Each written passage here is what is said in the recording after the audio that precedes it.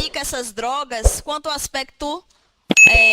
a gente pode classificar essas drogas quanto ao aspecto legal como lícitas e ilícitas. Onde é que está essa informação? Como é que eu sei quais são as drogas lícitas e quais são as drogas que atuam no sistema nervoso central, que são ilícitas? Onde está essa informação? Aqui, ó. Portaria... Eita, desculpa aí. Portaria 344 de 98, tá? É uma portaria que, apesar de ser de 98, foi atualizada há menos de um mês atrás por conta de uma reportagem do Fantástico. Acreditem se quiser. É uma portaria que é atualizada constantemente. Apesar de tratar de substâncias ilícitas, que são aquelas que conferem ao portador se enquadrar numa tipificação penal de tráfico de drogas, ela é legislada pela saúde.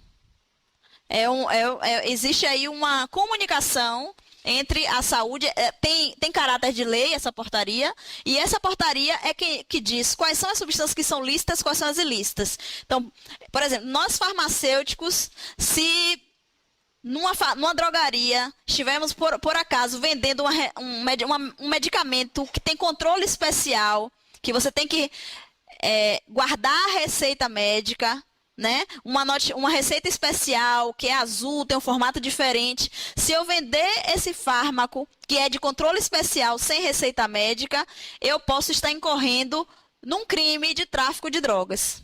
Porque é a mesma lei que fala sobre substâncias de controle especial, que trata também das substâncias ilícitas. Cocaína, maconha, está tudo aqui dentro dessa portaria. LSD, anfetaminas, tudo que é ilegal no Brasil está na portaria 344 de 98. Ok?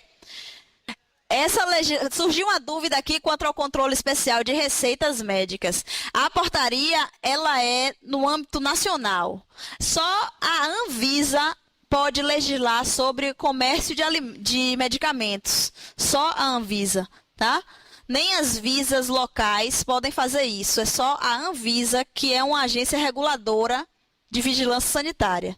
Tá? Então, a permissividade de um ou de outro dentro da lei é outra história. Se um aceita burlar a lei e outro não, é outra história. Mas a lei é uma só. Existe um grupo de substâncias que devem ser vendidas com receita branca, com cópia. Um outro grupo de substâncias que deve ser vendida com receita especial.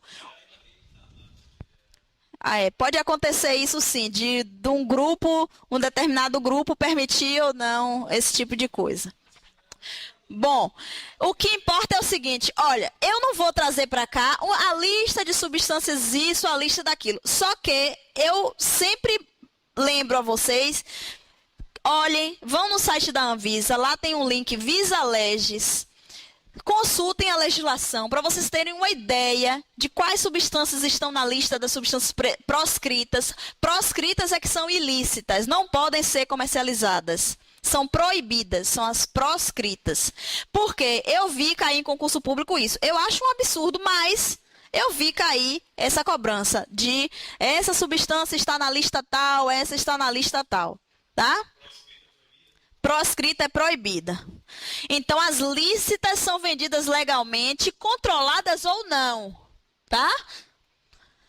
Exemplo, álcool, tabaco, cola de sapateiro, éter, xaropes, com opiáceos, como codeína, estimulantes, moderadores de apetite, barbitúricos e tranquilizantes. Ilícitos, as ilegalmente comercializadas, maconha, cocaína, êxtase, heroína, LSD. Algumas das drogas que são ilícitas no Brasil são lícitas em outros países. Então, essa é uma legislação nacional do nosso país, ok? Existem também algumas substâncias que podem ser vendidas sob controle do Exército, como alguns solventes orgânicos, acetona, ácido sulfúrico, algumas substâncias têm controle do Exército, ok? Exato, solventes em geral são controlados pelo Exército Brasileiro. Então você tem que ter uma permissão, né, a instituição compradora tem que ter uma permissão, uma autorização para a compra dessas substâncias. Ok? Então, vão lá na Portaria 344 de 1998, no site da Anvisa. É muito fácil pesquisar. Você vai no Visa Legis, ele vai pedir qual é o tipo de norma. Você põe portaria.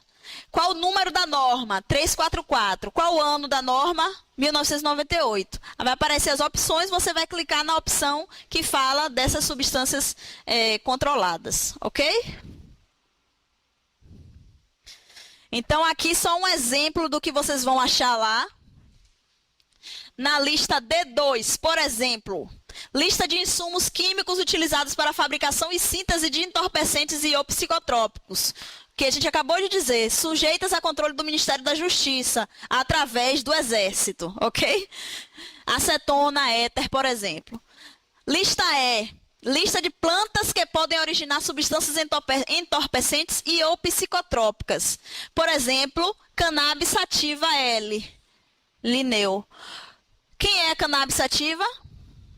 A maconha. Na verdade, é a droga, é a planta de onde se extrai, né? Lista F. Lista das substâncias de uso proscrito no Brasil, ó. Proibido. Lista F1, substâncias entorpecentes de uso proscrito no Brasil. Já são as entorpecentes, cocaína e heroína. Essa legislação, ela traz essa terminologia de entorpecente. O que é um entorpecente? Aquilo que causa torpor, né? O que é torpor? Aquele cara fica meio fora de órbita, né? É a onda. Na verdade, existem livros que tratam de entorpecentes como se fossem sinônimos de psicotrópicos. Existe aqui na Bahia a delegacia, como é que é, Paulo? Me ajude aí.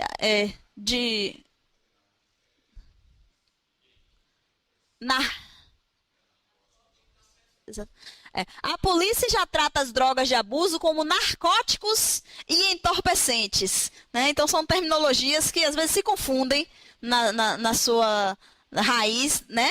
Mas todas querem dizer que são substâncias que agem no sistema nervoso central.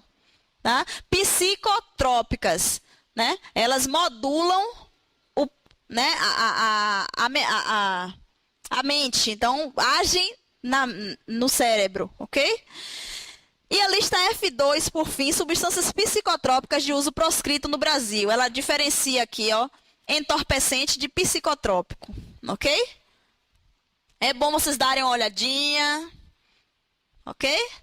Uma outra parte de legislação que eu acho importante que vocês tenham em mente é essa legislação 11343, tá? Fala o seguinte, ó, quem adquirir, guardar, tiver em depósito, transportar ou trouxer consigo para uso pessoal drogas sem autorização ou em desacordo com determinação legal ou regulamentar, será submetido às seguintes penas: advertência sobre os efeitos das drogas, prestação de serviços à comunidade e medida educativa de comparecimento a programa ou curso educativo. Isso aqui é para quem? O usuário, né?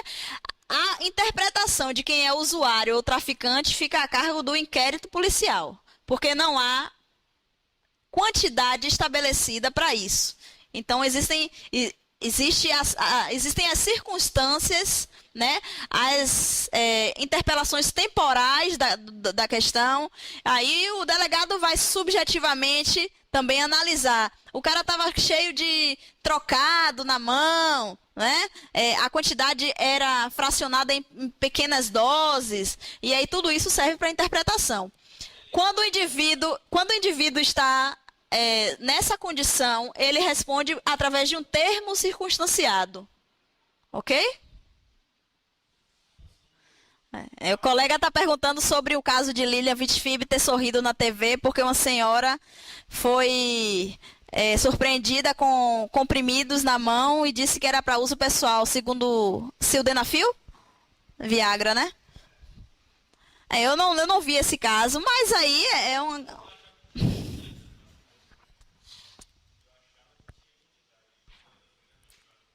Não existe isso, é subjetivo. É subjetivo. A quantidade é subjetiva porque o traficante pode ter acabado de vender tudo, só tá com uma na mão, ele é traficante, e aí? É usuário porque só tem uma?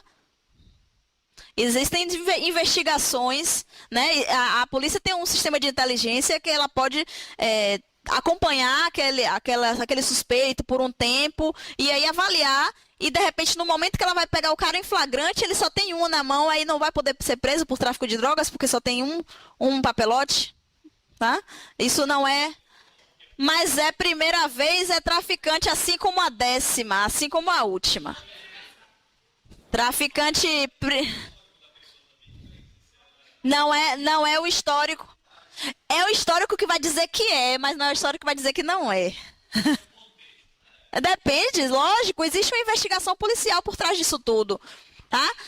Não, vocês estão fazendo o concurso para perito criminal, mas também não coloquem a atividade pericial de constatação de quantidade da droga, da natureza da droga, como a principal questão da investigação. Na investigação policial existem duas etapas que andam conjuntamente e são de igual importância. A investigação subjetiva e a investigação objetiva. Existe investigador de polícia, existe agente de polícia para isso, para investigar sobre a ocorrência dos fatos. Aí eles vão produzir uma prova testemunhar, uma prova subjetiva. Nós, enquanto peritos criminais, produzimos a prova material. Mas uma não é mais importante do que a outra, uma não se sobrepõe à outra. Ok? Bom, então, falando agora sobre potencial de reforço do fármaco. Capacidade de um fármaco gerar a autoadministração repetida sem a necessidade de outros mecanismos externos de indução, independente de personalidade, psicopatologia pré-existente, pressões de amigos. Então, as variáveis são a via de administração, os efeitos gratificantes mais rápidos e intensos, esses têm maior capacidade de reforço e maior probabilidade de induzir a dependência, ok? Tudo que está com essa referência é porque são conceitos que podem ser um pouco... OGA 2008, é um livro de toxicologia tradicional, mas que são conceitos que vocês podem encontrar um pouco diferente em algum outro lugar, tá? Então, falando sobre isso, quais são os fármacos e drogas que têm maior potencial de causar dependência? Coloquei aí numa ordem do maior para o menor. Opiáceos, heroína, morfina e codeína. Depois estimulantes, cocaína, anfetaminas, cafeína. Depois depressores do sistema nervoso central. Depois maconha. Depois psicodélicos. LSD, psilocibina, mescalina, que são os alucinógenos. Observem, essas drogas são drogas de abuso altamente agressivas, mas têm uma capacidade, um potencial, melhor dizendo, de produzir dependência pequeno. Só que elas produzem outros efeitos adversos. Efeitos como efeitos de memória. Depois de 10 anos, o indivíduo não é dependente, mas depois de 10 anos, um evento externo pode provocar um turbilhão de liberação de neurotransmissores que simulam a interação que houve na presença da droga, tá? Chama-se efeito feedback. Então, são drogas que o pessoal fala assim, olha, passe direto, não tenha curiosidade de conhecer, porque você pode até não se ficar dependente, mas elas trazem um prejuízo enorme, são alucinógenos que trazem um prejuízo enorme a longo prazo, mesmo o indivíduo não sendo dependente. Ok? Aí eu vou abrir um parêntese que eu não coloquei slide aqui, mas eu vou trazer a posteriori, mas acabei não colocando slide aqui. Deixa eu ver aqui se eu coloquei. Não. Vou fazer uma página em branco aqui para a gente falar sobre nomenclatura, classificação das drogas. Tá? Classificação das drogas. Costuma cair também, apesar de ser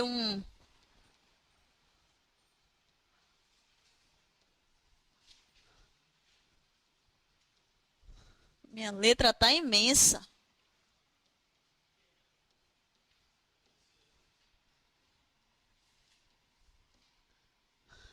Eu vou colocar termos aqui que talvez vocês ainda não conheçam.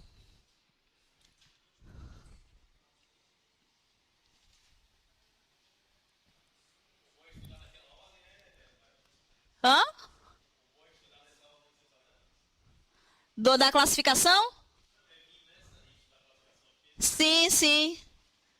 Era para eu ter colocado slide, mas acabei não colocando.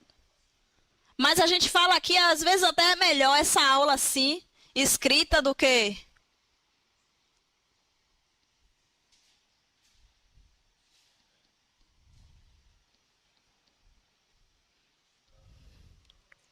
Ai, minha letra tá grande.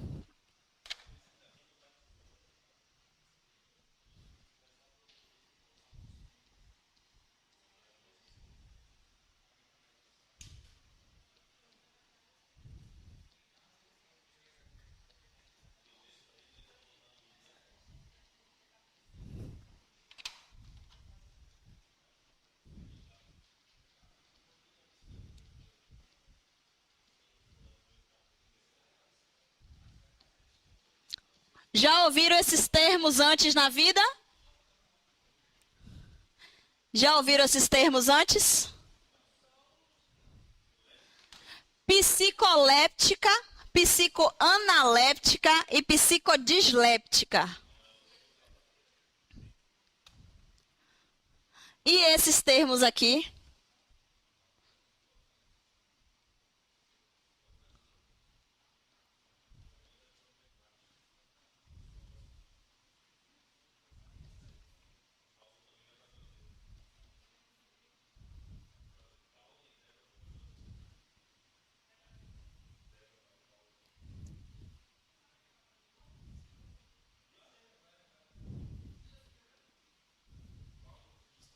E esses de cá já ouviram falar? Psicoléptica. Ligue a coluna da esquerda com a coluna da direita. Vamos analisar a terminologia, a palavra em si, né? Psicoléptica. Psicoanaléptica. Devem ser contrários, né? Pronto. Psicoanaléptica.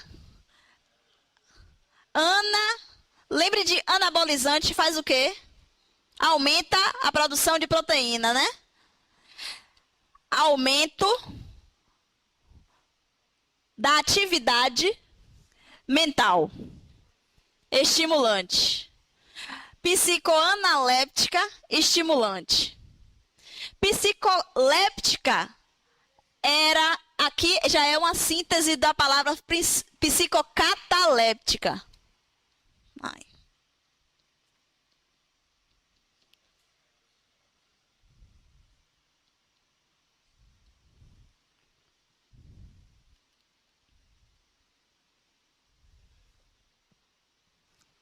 Depressora. Só sobrou o psicodisléptica. A alucinógena. Causa um distúrbio da atividade mental. Alucinógena. Ok? Um colega, inclusive acho que é o professor de vocês de química, Nelson. Vocês já tiveram aula de química? Ele me falou o seguinte, mas o que nós estávamos discutindo que essa é uma nomenclatura antiga demais, que nem nos livros editados depois do ano 2000 não tem mais. Mas costuma cair em concurso. Eu tenho questão de 2013 com essa nomenclatura. Aí ele estava falando o seguinte, olha, eu vi uma vez uma explicação interessante, mas eu achei que é muito machista, servia para os homens, né? Mas eu vou falar mesmo assim. Ele falou assim, ó, o professor ensinou assim, ó, Ana, faz o que com você? Estimula, né? Homem, né? Psicoanaléptica. Se Ana estimula, o resto você consegue, né? Saber o que é, né? Quem são as drogas estimulantes? Quais são elas?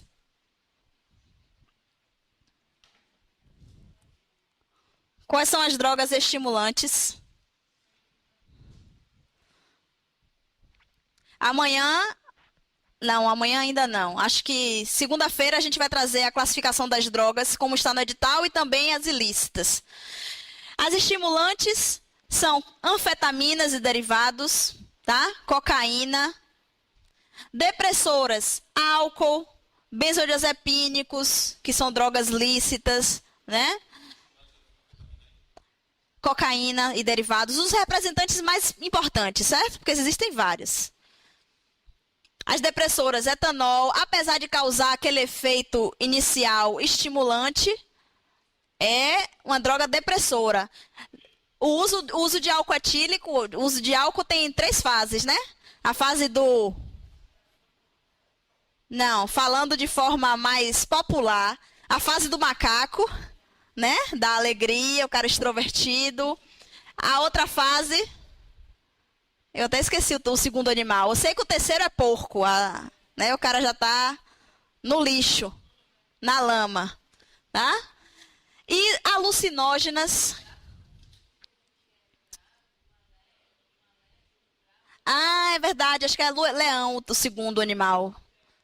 Acho que o segundo animal é o leão. É o macaco, o leão e o porco. Parece que é isso mesmo.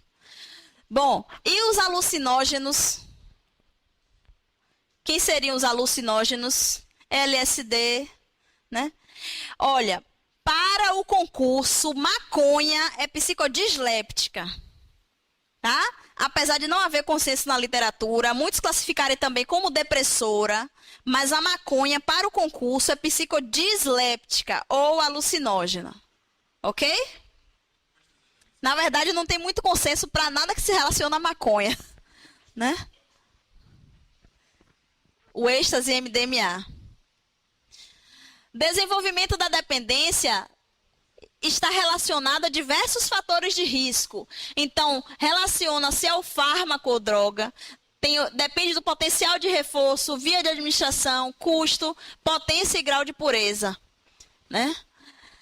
Relaciona-se com o ambiente, disponibilidade do fármaco ou droga, atitudes da comunidade, contexto socioeconômico cultural, estresse, tá? Ambiente familiar, que entenda-se aqui comunidade, né? E do usuário, predisposição genética, sintomas psiquiátricos, adolescência e comportamento de risco. Tá? Aqueles indivíduos que são mais bicho solto, não tem muito medo das coisas, experimentam mesmo. E aí, se ele tem uma predisposição genética, a probabilidade de se provocar uma dependência é maior. Tá? Não é um fator só isolado. São 3 fatores que se interrelacionam, determinando o risco à dependência química. É uma das características das drogas de abuso, o potencial de reforço. O cérebro, ele se condiciona a repetir aquela dose para sentir o mesmo efeito. Tá certo? Foi sobre isso que...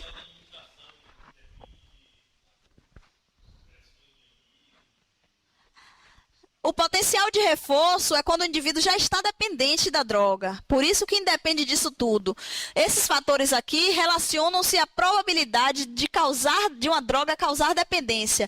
A probabilidade da droga causar dependência não depende só da droga, não depende só do ambiente, não depende só do usuário. Depende dos 3 fatores. Ok?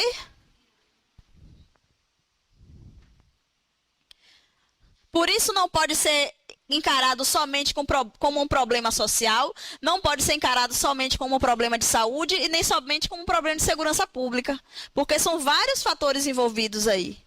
Tá? Se você encara somente como problema de segurança pública, você está deixando de lado a natureza do problema, que é uma doença. Né? Se você encara somente a questão da saúde, você também deixa de lado os impactos sobre a sociedade. E assim, outras proporções a gente pode discutir aqui. Ok? Essa síndrome da dependência, na verdade, eu não gosto de falar de síndrome, mas é assim que está lá no CID-10, Classificação Internacional de Doenças. É um CID, então é uma doença, né? Está lá como CID. A gente tem alguns critérios diagnósticos para se enquadrar o indivíduo como dependente. Tá? Então, se 3 ou mais desses critérios que estão aqui forem observados no período de 1 ano, o indivíduo pode ser diagnosticado como doente, né? Dependente. Tem um forte desejo ou compulsão para consumo do fármaco ou droga. tem dificuldades para controlar o comportamento de consumo, início, término ou dose, abandona progressivamente prazeres ou interesses alternativos em favor do uso, então, aumento do tempo necessário para obter, consumir ou recuperar-se de seu efeito, persistência do uso a despeito de clara evidência de consequências nocivas, tá? Evidência de tolerância e estado de abstinência ao consumo de fármaco da droga para alívio dos sintomas de abstinência. Ok? Então, observe, mesmo que não tenha tolerância, podem ter outros 3 critérios que o indivíduo pode ser enquadrado como dependente. Mesmo não tendo abstinência, podem ter outros 3 critérios que enquadram o indivíduo como dependente. Tá claro isso?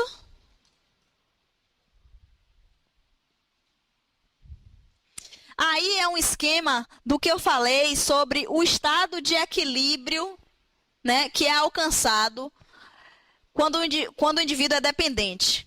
Então, vamos começar, sabe por onde? A avaliar esse ciclo. Esse ciclo, eu estou aqui admitindo que a droga está causando dependência, tolerância e abstinência, ok? As 3 coisas juntas.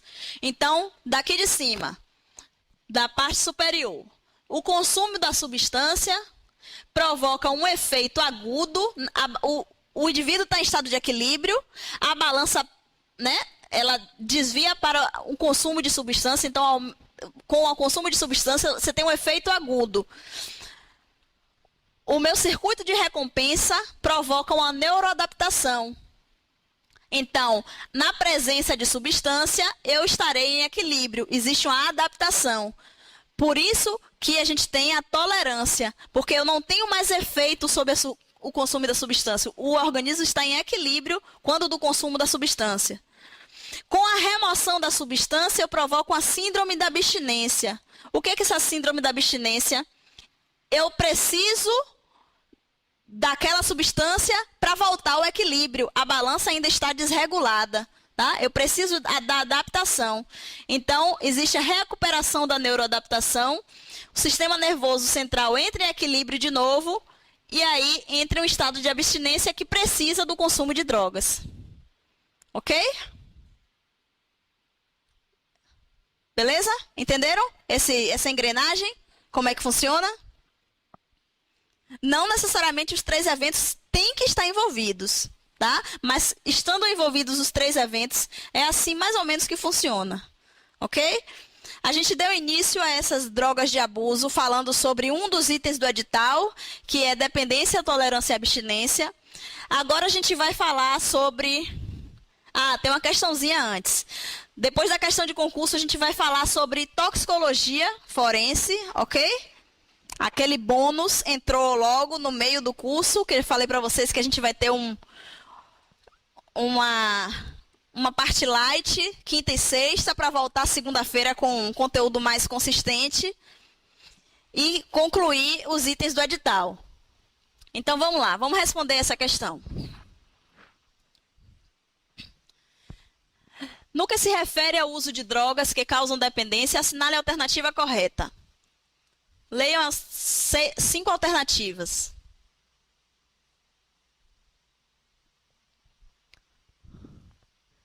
Tolerância, letra A. Tolerância à diminuição do efeito da mesma dose de uma droga quando administrada de forma repetida por um determinado período de tempo. Letra B. Dependência física é o desejo incontido de obter e administrar a droga para alcançar prazer ou alívio do desconforto. Letra C. Síndrome da abstinência é o conjunto de sinais e sintomas em maior intensidade do que o habitualmente produzido pela droga, que surgem com o tempo de uso prolongado. Letra D. Considerando a pequena ocorrência da diversidade de drogas psicoativas, não é fundamental para o tratamento e a identificação da substância. E letra E. A lei brasileira adota um sistema biopsicológico para a caracterização da imputabilidade. Isso aí vocês não viram ainda. Já viram? Psicológico, tá. Porque o certo é biopsicológico. Qual é a questão correta? Vamos para que nós temos certeza que é falsa. De baixo para cima. A lei brasileira adota o sistema psicológico para a caracterização da imputabilidade? Falso, por quê? É biopsicológico. Letra D. Considerando a pequena ocorrência da diversidade de drogas psicoativas, não é fundamental para o tratamento e identificação da substância? Falso, não precisava de perito criminal para isso, né? É fundamental. Letra C. Síndrome de abstinência é o conjunto de sinais e sintomas em maior intensidade do que os habitualmente produzidos pela droga? Tem dois erros nessa questão. Não é em maior intensidade, sim, são efeitos indesejados. São outros efeitos, né? Que surgem com a interrupção do uso prolongado. Né? Na verdade, com a interrupção do uso e não com o tempo de uso prolongado. Letra B de bola. Dependência física é o desejo incontido de obter e administrar a droga para alcançar prazer ou alívio do desconforto? Essa é a psicológica, tá? Observe, caiu em 2012 uma questão que, teoricamente, já teria sanado essa divisão de dependência, né? Letra A. Tolerância à diminuição do efeito da mesma dose de uma droga quando administrada de forma repetida por um determinado período de tempo. É isso ou é a necessidade de uso de maior droga para causar o mesmo efeito? Entendem por que são duas possibilidades? Porque eu preciso de um equilíbrio, eu preciso alcançar aquele efeito. Ou mais droga alcança o efeito, ou com a mesma quantidade de droga não alcança o efeito. Vamos então falar um pouquinho sobre toxicologia forense.